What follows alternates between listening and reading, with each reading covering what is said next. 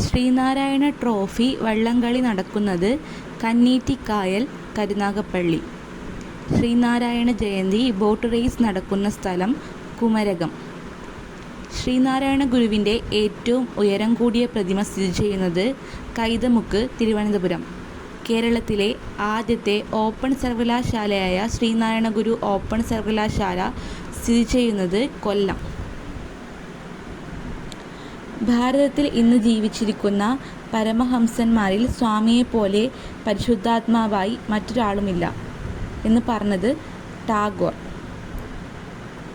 ഞാൻ ദൈവത്തെ മനുഷ്യരൂപത്തിൽ കണ്ടു. അത് കേരളത്തിൻ്റെ തെക്കേയറ്റത്ത് വാണരുളും ശ്രീനാരായണ ഗുരുവല്ലാതെ മറ്റാരുമല്ല പറഞ്ഞത് CF ആൻഡ്രൂസ്. ശ്രീനാരായണ ഗുരുവിനെ ഒരു മൂന്നാംകിട ദൈവം എന്നതിലുപരി ഒരു ഒന്നാംകിട മനുഷ്യനായി കാണണം എന്ന് പറഞ്ഞത് അയ്യങ്കാളി. ശ്രീനാരായണ ഗുരുവിൻ്റെ ആത്മീയ പിൻഗാമി ശ്രീ ബോധാനന്ദ സ്വാമികൾ. ബോധാനന്ദ സ്വാമിയുടെ യഥാർത്ഥ നാമം വേലായുധൻ.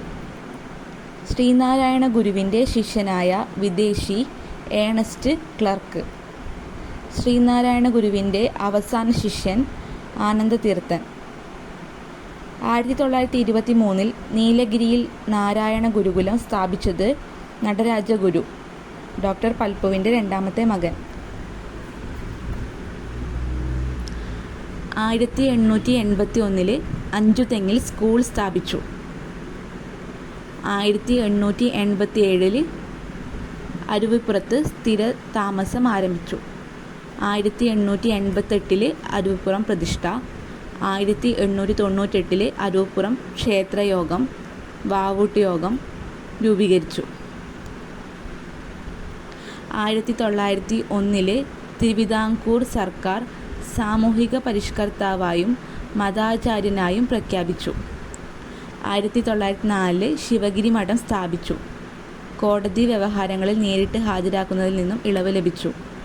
1908 തലശ്ശേരി ജഗന്നാഥ ക്ഷേത്ര പ്രതിഷ്ഠ. 1910 കോഴിക്കോട്, മംഗലാപുരം എന്നിവിടങ്ങളിലെ ക്ഷേത്രപ്രതിഷ്ഠ. 1911 നാഷണൽ സെയിൻ്റായി പ്രഖ്യാപിച്ചു. 1912 ശിവഗിരിയിലെ ശാരദാ പ്രതിഷ്ഠ. 1913 ആലുവയിൽ അദ്വൈതാശ്രമം സ്ഥാപിച്ചു. 1915 പുലയ വിദ്യാർത്ഥികൾക്കായി മിശ്രഭോജനം നടത്തി. 1916 ആലുവയിൽ സംസ്കൃത സ്കൂൾ സ്ഥാപിച്ചു. ചെന്നൈയിൽ കാഞ്ചീപുരത്ത് ശ്രീനാരായണ സേവാശ്രമം സ്ഥാപിച്ചു. 1920 തൃശ്ശൂർ കാരമുക്കിൽ നിലവിളക്ക് പ്രതിഷ്ഠ. 1924 ആലുവയിൽ സർവമത സമ്മേളനം. മുദ്രാവാക്യം വാദിക്കാനും ജയിക്കാനുമല്ല, അറിയാനും അറിയിക്കാനുമാണ്.